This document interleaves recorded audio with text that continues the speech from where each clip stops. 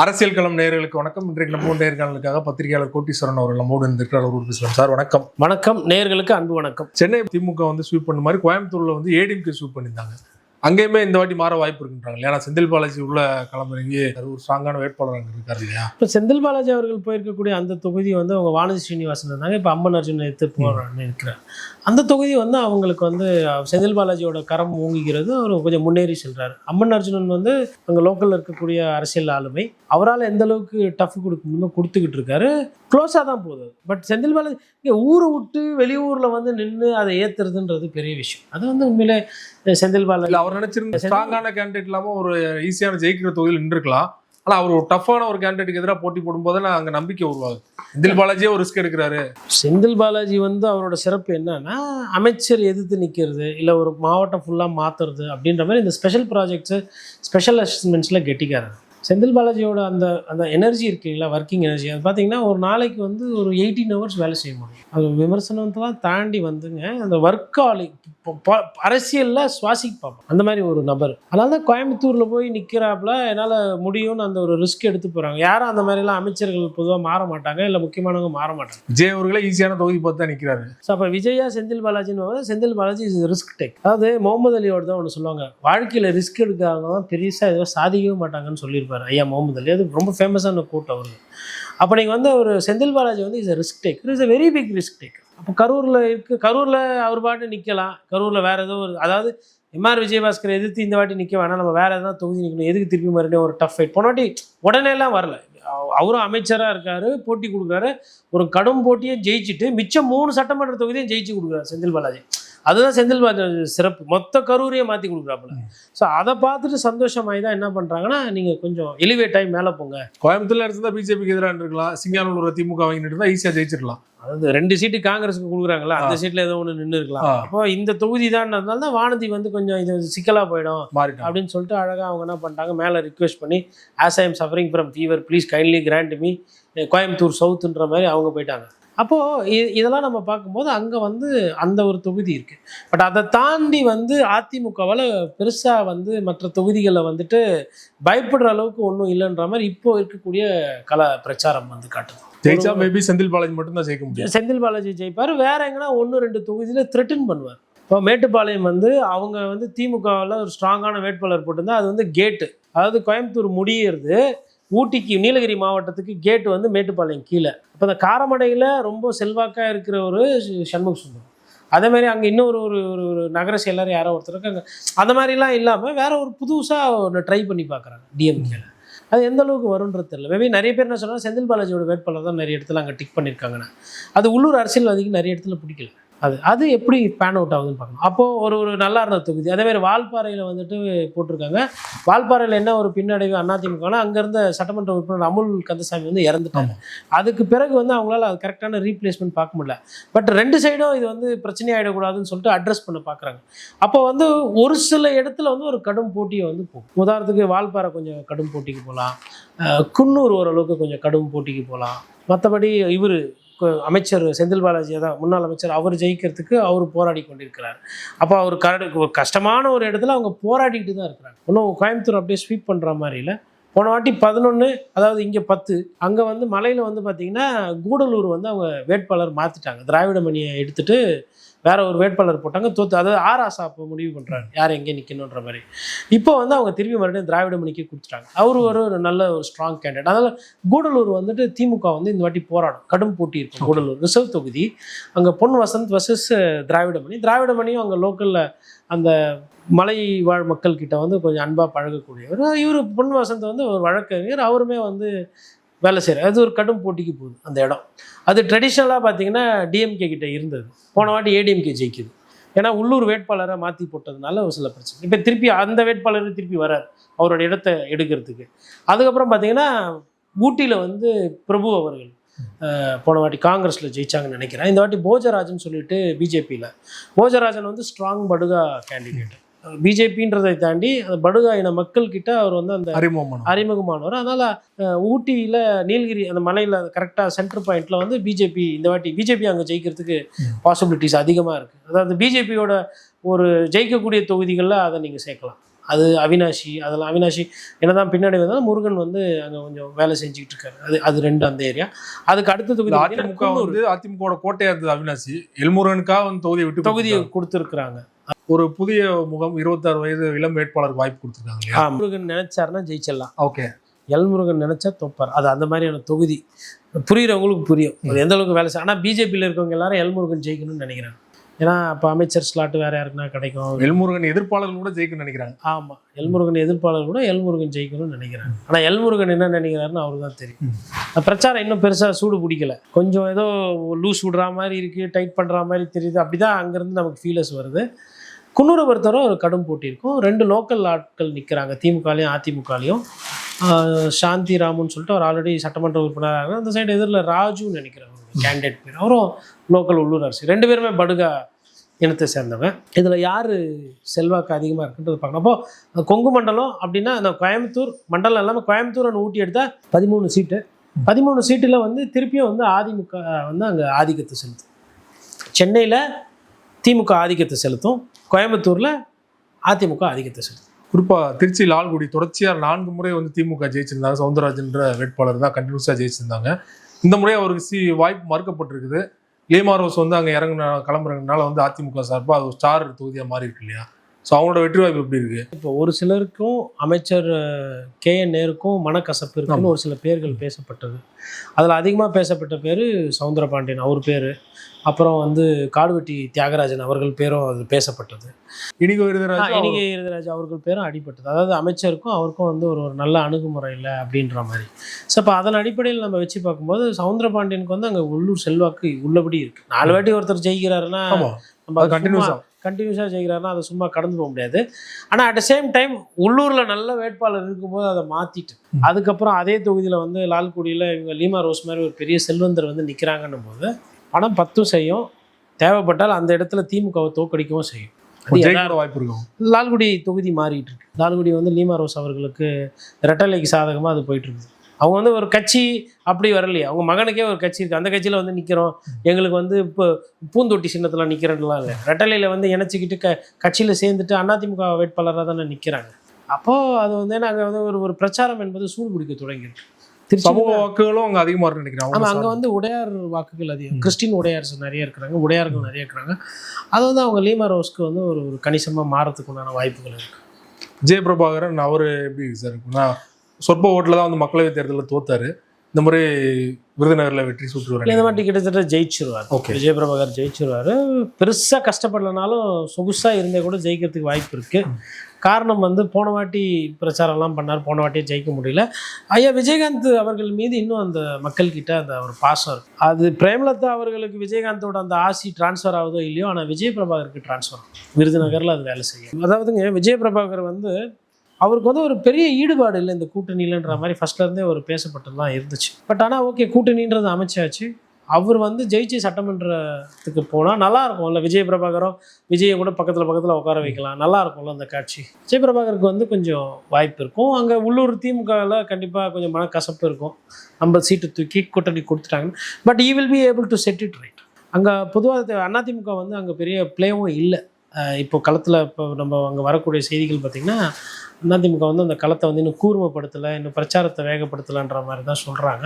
அதனால் விஜயபிரபாகர் அவர்களுக்கு வெற்றி என்பது கொஞ்சம் அங்கே வாய்ப்பு அதிகமாக இருக்கிற மாதிரி தான் நம்ம பார்க்குறோம். சென்னை பொறுத்த வரைக்கும் போன வாட்டி திமுக வந்து கம்ப்ளீட்டாக ஸ்வீப் பண்ணியிருந்தாங்க. இந்த முறை அது நீடிக்கும்னு நினைக்கிறீங்களா? ஏன்னா டிநகரில் மட்டும்தான் சொற்ப ஓட்டில் வந்து அதிமுக டஃப் ஃபைட் கொடுத்தாங்க. மற்ற எல்லா தொகுதியிலையுமே வந்து எளிதாக தான் வெற்றி பெற்றிருந்தாங்க. இந்த முறை வந்து அப்படியே நீடிக்கும்னு நினைக்கிறீங்களா? போன வாட்டி திமுக கிடச்சது வந்து ஒரு இமாலய வெற்றி. 16 சீட்டில் அப்படியே மொத்தமாக எல்லாத்தையும் எடுத்துட்டாங்க. அதாவது சென்னை மண்டலம்னு எடுத்திங்கன்னா 1லேருந்து 37 சீட்டுங்க. திருவள்ளூர், செங்கல்பட்டு, காஞ்சிபுரம் அப்படி போகும். மதுராந்தகம் வந்தால் தான் ரெட்டலையே வருது போன தேர்தலில். அப்போ நம்ம கோர் சென்னை அப்படின்னு எடுக்கும்போது பார்த்திங்கன்னா corporation limit, greater Chennai corporation லிமிட்டில் 200 வார்டு. இந்த 200 வார்டுக்கு உட்பட்ட அந்த தொகுதிகளில் பார்த்திங்கன்னா போன வாட்டி மிகப்பெரிய வெற்றியை வந்து திமுக வந்து தனக்கு சாதகமாக ஆக்கிக்கிச்சு. அந்த வெற்றி வந்து இந்த வாட்டி சாத்தியம் இல்லைன்ற மாதிரி தான் நான் புரிஞ்சுக்கிறேன். 4 முக்கிய காரணம், ரொம்ப ரொம்ப முக்கியமான காரணம். மொதல் காரணம் வந்து தாவேக்காவோட என்ட்ரி. விஜயோட வாக்குகளை வந்து திமுகலேருந்து நிறைய எடுக்கிறாரு. ஸோ அது ஒரு காரணம். இரண்டாவது வந்து அதிமுக வந்து இந்த வாட்டி வந்து வேட்பாளர்கள் வந்து சென்னையில் வந்து நல்லா போட்டிருக்கு. இப்போ சென்னையில் வந்து ஒரு புதுசாக வந்து நிறைய ரிஸ்க் எடுக்கிறது, புதுமுகத்தை கொடுக்கறது, ஆல்ரெடி இருக்கிற ஒரு ஆளை மாற்றுறது, அந்த மாதிரிலாம் போல.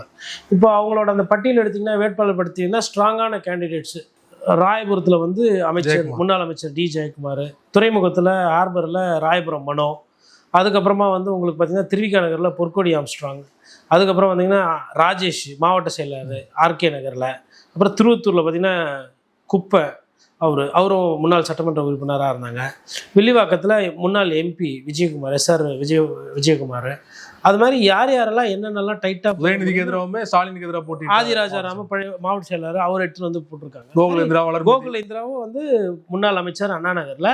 வளர்மதி அவங்க கேட்கவே வேணாம், அந்த கட்சியினுடைய நட்சத்திர அமைச்சர், பேச்சாளர், ஒரிஜினல் அதிமுக பிளட்டு அது வளர்மதி அவர்கள்.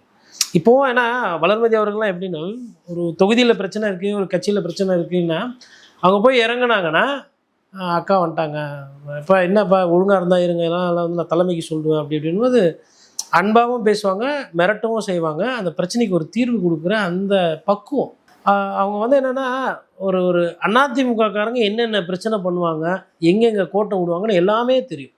அப்போ 1000 விளக்கில் முன்னாள் அமைச்சர் வளர்மதி அவங்க நிற்கிறாங்க. அப்போ அவங்க வந்து அவங்கக்கிட்ட இருந்த பெஸ்ட்டு லிஸ்ட்டை தான் அவங்க போட்டிருக்காங்க. செந்தமிழனும் கிட்டத்தட்ட நீங்கள் வந்து ஏடிஎம்கே லிஸ்ட்டே சேர்த்துக்கலாம், அமமுக அவர் நின்னாலுமே. அப்போது ஒரு நல்ல லிஸ்ட்டை தான் வந்து அவங்க வேட்பாளர் பட்டியலாக கொடுத்துருக்காங்க. இப்போது இது ஒரு காரணம். ரெண்டாவது, மூணாவது காரணம் என்ன, ரொம்ப முக்கியமான காரணம், வட சென்னையில் வந்து நிறைய வந்து மீனவ கிராமங்கள் வருது. இப்போ நீங்கள் துறைமுகம் எடுத்திங்கன்னா மீனவ வாக்குகள் அங்கே இருக்குது. ராயபுரத்தில் ஓரளவுக்கு கணிசமாக இருக்குது. ஆர்கே நகரில் அதிகமாக இருக்குது. ராயபுரத்தை விட இன்ஃபேக்ட் ஆர்கே நகரில் மீனவர்கள் ஓட்டு அதிகம். திருவத்தூர்லேயே மீனவர்கள் ஓட்டு அதிகம். இந்த மீனவ சமுதாய மக்கள் என்ன நினைக்கிறாங்கன்னா, திமுக வந்து நமக்கு இந்த வாட்டி வந்து முக்கியத்துவம் கொடுக்கல. ஒன்று, கோரிக்கைகள், நிறைய கோரிக்கைகள் இருக்குது. இந்த டீசல் மானியம், அதுக்கப்புறம் இந்த மீன்பிடி தடைக்காலம் கொஞ்சம் குறைக்கணும், அதுக்கப்புறம் அவங்களுக்கு வந்து அந்த சுய உதவி குழுக்கள் மூலமா கொடுக்கணும் அப்படின்னு அவங்க கோரிக்கை ரொம்ப நாளாக நிறைய விஷயங்கள் இருக்குது. அதெல்லாம் ஏதோ சரியாக செஞ்சு கொடுக்கல, போதிய அளவுக்கு முக்கியத்துவம் கொடுக்கல அப்படின்ற ஒரு குற்றச்சாட்டு, கோபம் ஆல்ரெடி இருக்குது. கூட அரசியல் ரீதியாக வந்து அங்கீகாரம் கொடுக்கல. இப்போ மீனவர்களை வந்து நீங்கள் வந்து நாகப்பட்டினம் போன்ற இடத்துலையோ, இல்லை வந்து இந்த சைடில் வந்து உங்களுக்கு சென்னை ஒட்டி இருக்கக்கூடிய கடற்கரை பகுதியோ, இல்லை கடலூர்லேயோ மீனவர்கள்னு யாருமே திமுக வந்து தயார் பண்ணலை, வாய்ப்பு கொடுக்கல. அது ஒரு பெரிய சிக்கல். ப்ளஸ் மீனவர் பாப்புலேஷன் நிறைய பேர் என்னென்னா ஏடிஎம்கே கிட்ட திருப்பி வரதுக்கு வாய்ப்பு. காரணம்னா குப்பன் அந்த சைடு நிற்கிறாரு, இந்த சைடு வந்து ஜெயக்குமார் நிற்கிறார். அப்போ 2 ஸ்ட்ராங் மீனவ கேண்டிடேட் நிற்கிறாங்க. நடுவில் ராஜேஷ். இந்த எல்லாருக்குமே வந்து சேகர்பாபுவும் பிடிக்காது. சேகர்பாபு அவர்கள் தான் இந்த ஏரியாவில் அரசியல் பண்ணுறாரு. ராயபுரமானோ ஒன்று நீ இருக்கணும் இல்லை நான் இருக்கணும், நம்ம அரசியல் பண்ணுவோம் பார்த்துக்கலாம் அப்படின்ற மாதிரி தான் இறங்கி களத்தில் இது பண்ணுறாரு. ஜெயக்குமார் அவர்களுமே வந்து சேகர்பாபுவோட அந்த ஆதிக்கம் வந்து அதிகமாக இருக்கணுன்றதை விரும்ப மாட்டார். அதனால தான் திருவிக நகரில் கிராஃப் கம்மியாகிட போகுது அப்படின்றதுனால 2-3 வாட்டி இவரே போகிறார் பிரச்சாரத்துக்கு. இவர் ஒரு வேட்பாளர் இருந்தாலும் திருவிக நகர் போய் தலைமை சொல்லுதோ இல்லை இவராக போகிறாரோ அவர் போய் அங்கே அதை ஸ்டடி பண்ணுறாரு. அப்போ ஜெயக்குமாருக்கும் பழைய பாக்கி இருக்குது, மனோவுக்கும் பழைய பாக்கி இருக்குது. அந்த சைடு வந்து குப்பன் வந்து இவர் விட்டா வந்து இவர் ஊருக்குள்ளே வந்து இவர் எதனா தலைவலி பண்ணுவார், கோளாறு பண்ணுவார் நமக்கு, அதனால வந்து அவர் ராஜேஷ் கம்யூனிஸ்ட் அப்படிங்கிறது ஏடிஎம்கேக்கு சாதகமாக போகிறது திருவத்தூர் வாய்ப்பு. ராஜேஷ் கேட்கவே வேணாம். ராஜேஷ் வந்து கையில் வந்து மாவட்ட செயலர் வந்து கங்கணம் கட்டின்னு இருக்காப்புல. போன நாமினேஷன் அப்போ இவர் வார்த்தையை விட்டார். ஜெயக்குமார் கூட அமைதியாக இருப்பார், இவரு சவுண்ட் கொடுப்பார் இல்லையா. ராஜேஷ் வந்துட்டு ஜெயக்குமார் உண்மையாக கரெக்டாக சொன்னீங்க. ராஜேஷ் வந்து ஜெயக்குமார் கூட கம்முன்னு இருந்தாலும் அந்த இடத்துல கம்முன்னு இருக்குல்ல. இன்னொருத்தர் இருக்கார் மாவட்ட செயலர் பாலகங்கா சொல்லிட்டு. அப்புறம் சேகர்பாபு அவர்களை எதிர்த்து சமீபமாக எதுவும் பெருசாக பண்ணலை. ஒரு சிலர் அமைதியாக இருப்பாங்க. இப்போது வெங்கடேஷ் பாபு அமைதியாக இருப்பார், விஎஸ் பாபு கடந்த காலத்தில் அமைதியாக இருந்தார், அப்புறம் மாவட்ட செயலர் அது இதுன்னாரு, அப்புறம் எதுவும் பண்ணாமல் கட்சியில் அங்கே போய் சென்றார். ஸோ அமைதியாக இருக்கக்கூடிய அரசியல்வாதிகள் கொஞ்சம், ஆக்ரோஷமாக அதிமுகவில் இருக்கக்கூடிய அரசியல்வாதிகள் கம்மி. இந்த ராஜேஷ் வந்து எப்படின்னா என்ன பண்ணுறாரு, எங்கள் பொதுச் செயலரை பேசுகிறேன்னு சொல்லிட்டு ஃபோட்டோ எடுத்து காட்டுறாரு. இவர் எப்படி கும்பிட்டாரு பாருங்க அம்மா கிட்ட, இவர் எப்படி வந்து வண்டியில் போகும்போது பிடிஏ இந்த நோட் பேட் எடுத்து காட்டுறாரு போகிற இடம்லாம். இவர் பாருங்கள், இவர் எதுக்கு அமைச்சராகிறாரு, வீட்டு வேலை செய்கிறதுக்கா, காருக்கு அதுவெல்லாம் திறந்து விட்றாரு, இது என்னது. அப்புறம் வந்து அந்த காலனிலாம் இருந்தால் அதெல்லாம் தள்ளி விடுறாரு. இது அமைச்சர் வேலையா இதுவா. ஸ்டாலின் அவர்கள் உதயநிதி அவர்கள் கூட விமர்சனம் பண்ணல, டைரக்டா சேகர்பாபு ராஜேஷ். அது வந்து ராஜேஷ் அவர்கள் வந்து அவரும் டைட் பண்ணார். அப்போ என்னன்னா அதிமுகவோட கேண்டிடேட் எல்லாமே வந்து ஏடிஎம்கேல ஸ்ட்ராங்கு, டிஎம்கேவை டார்கெட் பண்ணுறாங்க. ஸோ அது வந்து அந்த நார்த் சென்னையில் அந்த ஸ்ட்ரிப் இருக்குது பாருங்கள், ஸ்ட்ரைட் ஸ்ட்ரிப்பு, அது வந்து அதிமுகவுக்கு வந்து இந்த வாட்டி களத்தில் நல்லாயிருக்கும். அப்போ அவங்க வந்து பொறுத்தவரையில் என்ன பண்ணுறாங்கன்னா, ஆர்கே நகர் வந்து ஒரு கடும் போட்டி இருக்கும்.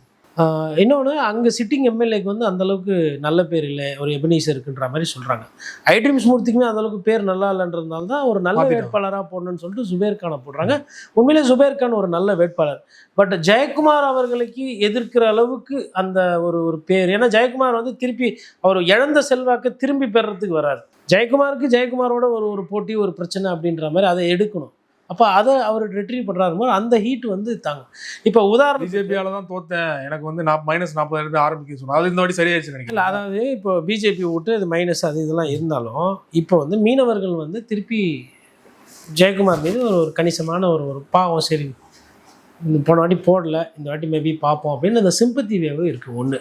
ரெண்டாவது, விஜய் நிற்கிறதுனால கண்டிப்பாக சிறுபான்மையினர் ஓட்டுகளோ இல்லை ஒரு சில ஓட்டுகள் திமுக ஓட்டை விஜய் பிரிக்கிறாருன்ற போது ஜெயக்குமாருக்கு களம் வந்து நல்லாவே இருக்கும். இந்த இம்பேக்ட் வந்து எல்லா இடமும், இப்போ எக்மோர்லேயும் ஹார்பர்லையுமே வந்து வட இந்தியர்களோட ஓட்டு வந்து கணிசமாக இருக்குது. அது வந்து எந்த அளவுக்கு கன்சாலிடேட் ஆகுதுன்னு பார்க்கணும். இப்போ ராயபுரம் மனோ அவர்களுக்கு சுருக்கமாக சொல்லணும்னா மொத்தம் 6 வார்டில் 2 வார்டு மனோவுக்கு நல்லாயிருக்கும். இப்போ வினோஜ்லாம் வந்து இறங்கி வேலை செய்கிறாப்புல, இல்லை மற்றவங்க பிஜேபிக்காரங்களாம் இறங்கி வேலை செய்கிறாங்கன்னா ராயபுரம் மனோவுக்கு நல்லாயிருக்கும். பட் அங்கே வந்து நீங்கள் அண்டர் எஸ்டிமேட் பண்ணக்கூடாது. ஏன்னா சேகர்பாபு அவர்கள் வந்து எதிர் கேம்பில் இருக்கவங்களுமே வந்து சரி செய்வார். ஆளை வச்சு பேசுறது, அவங்களுக்கு ஆசை வார்த்தை கூப்பிடுறது, பணத்தை செலவு. தொகுதியை பொறுத்த வரைக்கும் நல்லா நிறைய பண்ணியிருக்காரு. தொகுதியை பொறுத்தவரை நல்லா பண்ணியிருக்காரு, அதிலெல்லாம் மாற்றுக்கிறதே கிடையாது. புதுசாக கட்டடங்கள்லாம் வந்திருக்கு. அப்புறம் வந்து அந்த கம்யூனிட்டி சென்டர்லாம் கட்டி கொடுத்துருக்காரு. பஸ் ஸ்டாண்ட் ஒரு சிலதெல்லாம் ஏசிலாம் பண்ணி போட்டிருக்காங்க. தொகுதிக்கெலாம் வேண்டியதெல்லாம் பண்ணியிருக்காரு. பட் தொகுதியிலேயே நிறைய பேரை வீடு கட்டும்போது போய் நிற்கிறது, ஆளை விட்டு அனுப்புறது, அவர் பண்ணாருன்னு நான் சொல்ல வரல, அவர் பேர் சொல்லி நிறைய இது நல்லதா, இது நல்ல அரசியல் இது. அப்போ யாரோ எங்கேயோ சேகர்பாபு அவர்களால் அரசியல் ரீதியாகவும் எதுவும் பாதிக்கப்படுறாங்க. அப்போ அவருக்கு அந்த கெட்ட பேரும் கூட இருக்க தான் செய்யுது அமைச்சருக்கு. அதை வந்து மனோ அவர்கள் அறுவடை செய்யும். மனோ வந்து நீங்கள் வந்து சும்மா அசால்ட்டாக அப்படி எடுத்துகிட்டு போக முடியாது. கரெக்டான ஆளை தேர்ந்தெடுத்து தான் எடப்பாடி பழனிசாமி அங்கே போட்டிருக்காரு. அப்போது ஒரு டஃப் கண்டெஸ்ட் இருக்கும், ஒரு ஒரு ஒரு ஒரு க்ளோஸ் காலுக்கு தான் போகும். ராயபுரம் வந்து மிகப்பெரிய வித்தியாசத்தில் வந்து அமைச்சர் சேகர்பாபு ஜெயிப்பார் அப்படின்றதெல்லாம் அதெல்லாம் துறைமுகத்தில் வந்து அது வாய்ப்புன்றது வந்து அந்தளவுக்குலாம் சாத்தியம் கிடையாது. அது ஒரு கடுமையான போட்டிக்கு போகும். ராயபுரம் அதிமுகவுக்கு நல்லாயிருக்கும், டி நகர் அதிமுகவுக்கு நல்லாயிருக்கும், வேளச்சேரி களம் கொஞ்சம் கொஞ்சமாக மாறிக்கிட்டு இருக்கு, அதிமுகவுக்கு நல்லா இருக்குன்றாங்க, திருவத்தூர், திருவிக நகர். ஸோ 5 தொகுதி வந்து அதிமுக வந்து இப்போது அந்த பேசக்கூடிய அந்த தன்மை, பத்திரிகையாளர்கிட்டேருந்து வர தன்மை, நம்மளுமே போய் பார்க்குறோம், பேசுகிறோம்.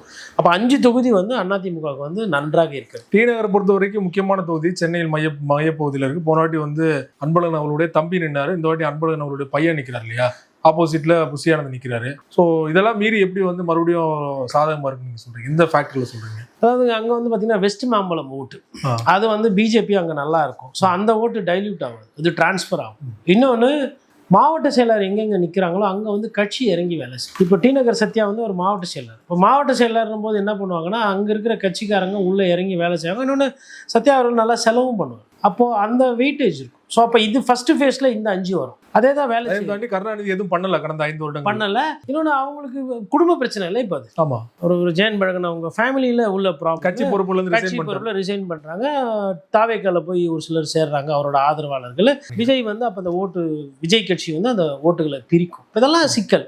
இப்போ இந்த சிக்கல் முன்னாடி இருந்ததானே இல்லை, முன்னாடி இவங்கெல்லாம் ஒன்றா இருந்தவங்க. அப்போ உள்ளூர் பிரச்சனைகளால் மாறுது. இப்போ இது வந்து களத்தில் வந்து ஒரு பெரிய வேவ் இல்லை, ஸ்வீப் இல்லை அப்படின்னா, இப்போ இதே வந்து ஆட்சிக்கு எதிரான ஒரு அலை வந்து உருவாகுது அடுத்த ஒரு 3-4 நாளில். ஆன்டி இன்கம்பன்சி வந்து உள்ள கீழே இருந்திருக்கு, அது தெரியல, அது அதிகமாக ரிஃப்ளெக்ட் ஆகுதுன்னா இதுக்கு அடுத்து ஒரு சில தொகுதிகள்லாம் மாறும். இதுக்கு உடனடியாக அடுத்து மாற போகிற தொகுதி எதுன்னு பார்த்தா 1000 விளக்கு, 1000 லைட்ஸ். காரணம் என்னென்னா, டி நகர் பக்கம் டி நகரோட எஃபெக்ட் வந்து 1000 லைட்ஸ்க்கும் போகும். இன்னொன்று, அங்கே வந்து முன்னாள் அமைச்சர் வளர்மதியே நிற்கிறாங்கன்னும் போது அவங்களுக்கு அந்த களம்லாம் தெரியும், இறங்கி வேலை செய்வாங்க. ஜேசிடி பிரபாகர் அவரும் ஒரு ஸ்ட்ராங்கான கேண்டிடேட். அவரும் ஒரு ஸ்ட்ராங்கான கேண்டிடேட். அப்போ ஜேசிடி பிரபாகர் ஒருவேளை அவர் நிறைய ஓட்டை விஜய், அதாவது திமுக போகிற ஓட்டை அவர் பிரிக்கிறாரு அப்படின்னா சிக்கல் இல்லை. ஜேசிடி பிரபாகர் அதிமுக ஓட்டை பிரிக்க போகிறாரு, அது நமக்கு தெரியாது. ஒருவேளை அதிமுக சாதகமாக மாறுது அப்படின்னா அடுத்து மாற போகிற தொகுதிகள் லிஸ்ட்டில் வந்து 1000 விளக்கு. அது அப்படியே வந்து என்னன்னா உங்களுக்கு அண்ணா நகரில் ரிஃப்ளெக்ட் ஆகும். காரணம்னா, அண்ணா நகரில் மோகன் கார்த்தி இருந்து அந்த இடத்த அவர் வேட்பாளராக சந்திக்கிறாருன்னா அதனுடைய தன்மை வேறு. அவர் நல்லா செலவு ஸ்ட்ராங்கான நல்லா செலவு பண்ணாரு. கட்சிக்காரங்களுக்கு வந்து கார்த்தியனா அப்படியே கார்த்திக்னு ஒரு படையை அங்கே உருவாக்கி, அதாவது மோகன் அவர்களோட படை அவர் மகனுக்கு வந்து அது ரெடியாக வேலை செய்யுது, தயாராக இருக்குது. இப்போ என்ன பண்ணிட்டாங்க, அவரை தூக்கிட்டு போய் வில்லிவாக்கத்தில் போட்டாங்க. அப்போ இங்கே வந்து கோகுலேந்திரா அவர்களுக்கு அண்ணா நகர் வந்து கொஞ்சம் ஃப்ரீயாக ஓப்பன் ஆகும். அப்போ அவங்க வந்து அவர் முன்னாள் அமைச்சர்ன்றத மனசில் வச்சுக்கிட்டு அவங்க ஸ்ட்ராங்கான ஒரு கேண்டிடேட் இல்லையா, மாவட்ட செயலாளர், சிற்றரசு மாவட்ட செயலாளர், அதெல்லாம் ரைட்டுங்க. சிற்றரசு வந்து இப்போ உங்களுக்கு வந்து இப்போ முக்கியமான ஒரு தலைவர்களெல்லாம் பார்க்கல. ஓகே, அறிந்த முகம் கிடையாது. இன்னொன்று அண்ணா நகரில் வந்துட்டு ஒன்று ஃபர்ஸ்ட் ப்ரிஃபரன்ஸு கார்த்தி இல்லை மோகன், ரெண்டாவது ப்ரிஃபரன்ஸு கோகுலேந்திரா, மூணாவது கார்த்தி, நாலாவது தான் சிற்றரசு. அந்த ப்ரையாரிட்டி இருக்குது. அதனால வந்து இப்போ அண்ணா நகர் தனிப்பட்ட முறையில் கார்த்திக் விட வேண்டிய ஓட்டுலாம் வந்து சிற்றரசுக்கு மாறாதா? ஓரளவுக்கு மாறும். கார்த்தியே நின்னாரு இல்லை மோகன் அவர்களே நிற்கிறாருன்னா அதிகமாக போகும். மோகன்ல இருந்து அவர் மகன் நிற்கிறாருமோ அதுவே கொஞ்சம் பர்சன்டேஜ் குறையும், ஒரு 20 விழுக்காடு. அதுக்கப்புறம் கார்த்தி இல்லாமல் கார்த்தியோட நண்பர் ஆதரவு பெற்ற ஒரு வேட்பாளர் அங்கே நிற்கிறாரு, இல்லை அவர் ஒரு சபரீசன், சாரி மன்னிக்கணும், உதய அவர்களோட கூட நெருக்கமாக இருக்கக்கூடிய ஒரு நிற்கிறாருமா, கட்சிக்காரங்க வேலை செய்வாங்க. பட் அது ட்ரான்ஸ்ஃபர் ஆஃப் ஓட்ஸ் இருக்கு இல்லையா, அது எப்படின்னு பார்க்கணும். அப்போ அதுக்கு அடுத்தது பார்த்தீங்கன்னா வேவில் வந்து மாறக்கூடியது இந்த தொகுதிகள் 1000 லட்சம். இது கார்த்தியோட வீடு பார்த்தீங்கன்னா வில்லிவாக்கத்தில் தான் இருக்குது. அதான் வில்லிவாக்கத்தில் கொடுத்ததுனால என்ன அவருக்கு பிரச்சனை மாற இல்லை, அது ஒரு பார்டரில் இருக்குது. பட் அவர் வில்லிவாக்கத்துக்கு உண்டான அரசியல் வேலைகள் அவ்வளோவா செய்யலாம். ஆனால் வில்லிவாக்கத்தில் கார்த்தி அவர்கள் ஜெயிக்கிறதுக்கு வாய்ப்பு இருக்குது. நீங்கள் இப்போ ஒரு சில தொகுதியெல்லாம் ஒன்றுமே பண்ண முடியாதுங்க. இப்போ நம்ம அதிமுக ஆதரவான தொகுதிகள் பற்றி பேசுவோம். இப்போ திமுக ஆதரவான தொகுதிகள் பார்த்தா கொளத்தூர், நீங்கள் எப்படி கூட்டி கழிச்சு பார்த்தாலும் அவரோட வெற்றி என்பது முதல்வருக்கு சாதகமாக இருக்கும். ஆனால் போன வாட்டி அவர் வாங்கின ஓட்டியே இந்த வாட்டி அவர் வாங்க மாட்டார். ஓகே, காரணம்னா அங்கே சந்தான கிருஷ்ணன் வந்து அதிமுகவில் ரெட்டலையில் போட்டி போடுறாங்க, விஎஸ் பாபுன்னு சொல்லிட்டு தாவேக்கல் நிற்கிறாங்க. இந்த 2 பேருமே வந்து லோக்கல் பாலிடிக்ஸ் ஓரளவுக்கு தெரிஞ்சவங்க. அவங்க எவ்வளோ கணிசமாக ஓட்டு வாங்குறாங்கன்னு பார்த்தப்போ போன வாட்டி சிஎம் வாங்கினது வந்து ஒரு இமாலய பீக் உச்சம். அந்த உச்சத்தையே திருப்பி அங்கேருந்து பிடிச்சி அதை பணி செய்யறது அப்படின்றது கொஞ்சம் கஷ்டம். அதில் வந்து அது கண்டிப்பாக இறங்கும். ஏன்னா கொளத்தூர்லையுமே நிறைய உள்ளூர் பிரச்சனைகள் இருக்குது. உள்ளூர் சின்ன சின்ன பிரச்சனைகள் இருக்கு இல்லையா, அந்த மாநகராட்சி சரியாக செயல்படாதனால சாலை வந்து டிராஃபிக் ஒரு பெரிய பிரச்சனைங்க. அதுக்கப்புறமா பார்த்தீங்கன்னா இந்த குப்பை வாடுறதுலாம் வந்துட்டு ஓரளவுக்கு முன்னேற்றம் இருக்குது. ஆனால் இருந்தாலும் உட்புற சாலைகளில் அது சரியாக செய்யலை. தூய்மை பணியாளர் போராட்டம்லாம் வந்ததுல இல்லை. அப்போவுமே வந்து அந்த தொகுதியெல்லாம் ஓரளவுக்கு பண்ணாங்க. பட் அந்த அவுட்டர் ஏரியா இருக்குது பாருங்கள், பார்டர் ஏரியா, இப்போ திருவிகா நகரோட ஒட்டி இருக்கிற இடம்லாம் பார்த்தீங்கன்னா சரியாக இருக்காது. பூம்புகார் நகருக்கு பின்னாடி பேக் சைடில் இருக்கிற இடம்லாம் பார்த்தீங்கன்னா அந்தளவுக்கு ஹைஜீனிக்காக கிடையாது. தெருநாய் பிரச்சனை கொளத்தூரில் ரொம்ப அதிகமாக இருக்குது, போக்குவரத்து நெரிசல். இந்த மாதிரி அங்கேயுமே வந்து நிறைய பேருக்கு பட்டா கொடுக்கலன்றாங்க. அது என்னதான் முதல்வர் தொகுதியாக இருந்தாலும் அங்கேயும் கொஞ்சம் கொஞ்சம் பிரச்சனைகள் இருக்குது. இப்போ இதெல்லாம் எப்படி போகுதுன்றதை பார்க்கணும். அப்போ கொளத்தூர் அவங்க திமுக சாதகமாக இருக்கும் அவர்களுக்கு. சேப்பாக்கம் ட்ரிப்ளிகன் திமுக ஆதரவான ஒரு இதுவாக இருக்கும். ஓரளவுக்கு வந்து உங்களுக்கு எழும்பூருமே வந்து திமுகவுக்கு வந்து கொஞ்சம் நல்லா இருக்கிறதுக்கு ஒரு வாய்ப்பு இருக்குது. ஏன்னா இன்னும் அங்கே வந்து அதிமுகவோட பிரச்சாரம் வந்து இன்னும் அந்தளவுக்கு பெருசாக இன்னும் தாவேக அளவு கூட இல்லை அப்படின்ற மாதிரி அது ஒரு பேசு பொருள் வருது. அதுக்கப்புறமா நீங்கள் அந்த சைடு எடுத்திங்கன்னா உங்களுக்கு மயிலாப்பூர் ஓரளவுக்கு திமுகவுக்கு நல்லாயிருக்கும். சைதாப்பேட்டை திமுகவுக்கு ரொம்பவே நல்லாயிருக்கும். தமிழிசைலாம் வாய்ப்பே இல்லையா? தமிழிசை வந்து சார், அதாவது இந்த நேரம் வந்து இப்போ பொற்கொடி ஆம்ஸ்ட்ராங் பிரச்சாரம் நல்லா இருக்குது, சூப்பராக இருக்குது. திருவத்தூரில் வந்து குப்பனோட பிரச்சாரம் ஸ்ட்ராங்காக இருக்குது. துறைமுகத்தில் வந்து இவர் வந்து ரொம்ப டஃப் ஃபைட்டு கொடுக்குறாரு ராயபவனம். ஒரு சேகர் பாபுக்கு எதிர்த்து சண்டை போடுறாரு, களத்தில் நிற்கிறாரு. குஷ்பு வந்து பிரச்சாரம் பண்ணுறாங்க, முக்கியமான ஆளுங்களெல்லாம் கூட்டு வந்து பிளான் பண்ணுறாரு வீடு. அது மாதிரி பேசு பொருள் வரலையே. இத்தனைக்கும் ஓப்பனிங் வந்து எடப்பாடி பழனிசாமி அவர்கள் ஓப்பன் பண்ணி கொடுக்குறாரு தமிழிசை அவர்களுக்கு. அனௌன்ஸே பண்ணல கேண்டட். அப்போவே எட்ஜ் கொடுத்து அட்வான்டேஜ் கொடுக்குறாரு. பட் அதுக்கப்புறம் இப்போ தமிழிசை என்ன பெருசாக கேள்வி கேட்டு இல்லை ஒரு பிரச்சாரம் இல்லை எதனா ஒரு புதுசாக எதுவும் பார்க்கலையே. நம்ம இந்த ஒரு 10-15 நாள் நம்ம எப்படி பார்க்குறோன்னா மற்ற கணக்கெல்லாம் மறைச்சிட்டு களத்தில் எப்படி எதிரொலிக்குது, வேட்பாளர் டு வேட்பாளர் எப்படி எதிரொலிக்குது தான் நம்ம இங்கே பார்க்குறோம். அப்படி பார்க்கும்போது தமிழிசை அவர்களோட அந்த பிரச்சாரம் என்பது ஸ்ட்ராங்காக வரல. அதான் உண்மை. எனக்கும் மயிலைவேலு அந்த அளவுக்கு ஸ்ட்ராங்கான கேண்டிடேட் இல்லை இல்லையா? மயிலைவேலு அவர்களுக்கு எதிர்ப்பு இருக்குது. நீங்கள் கரெக்டாக அங்கே இறங்கி வேலை செஞ்சீங்கன்னா தமிழிசை சவுந்தரராஜன் அந்த தொகுதியை ஜெயிக்கலாம், வாய்ப்பு இருக்குது. ஆனால் ஜெயிக்கணுமா தோக்கணுமான்னு அவங்க தானே முடிவு பண்ணணும். நான் பாட்டுன்னு இவ்வளோ போதும், எனக்கு ஒரு நாளைக்கு 50 பேர் பிஜேபியில் வந்தால் போதும், 25 பேர் அதிமுகவில் 100 பேர் வந்தால் போதும், இதை வச்சு நான் பிரச்சாரம் பண்ணி இது போதும் அப்படின்னா களத்தில் பம்பரமாக இறங்கி ஒரு 5-6 டீம் இறங்கி பிரச்சாரம் பண்ணணும், வேலை செய்யணும். என்னென்ன பிரச்சனை இருக்குது, அவங்க மனசை, மக்கள் மனசை வந்து வசீகரப்படுத்தணும், இல்லை மாற்ற வேண்டிய இடத்துல மாற்றணும். அவங்க வந்து வேறு கட்சிக்கு போடுற ஓட்டு மனநிலையில் இருப்பாங்க. அது தாமரைக்கு மக்களை மாற்றுறதுன்னு அவ்வளோ சுலபமா? இதுலேயும் மயிலாப்பூர் சுற்றி கொஞ்சம் ஓட்டு இருக்குது. அதை தாண்டி என்ன பண்ண போகிறீங்க? மயிலாப்பூரில் மீனவர்களும் இருக்கிறாங்க. அப்போ அதெல்லாம் நீங்கள் ஐடென்டிஃபை பண்ணிங்களா? அதுக்கேற்ற இன்னும் லோக்கல் லெவலில் இறங்கலைன்றது தான் அது ஒரு இது இருக்குது. அதுக்கப்புறம் வந்து நீங்கள் வந்து பார்த்தீங்கன்னா நம்ம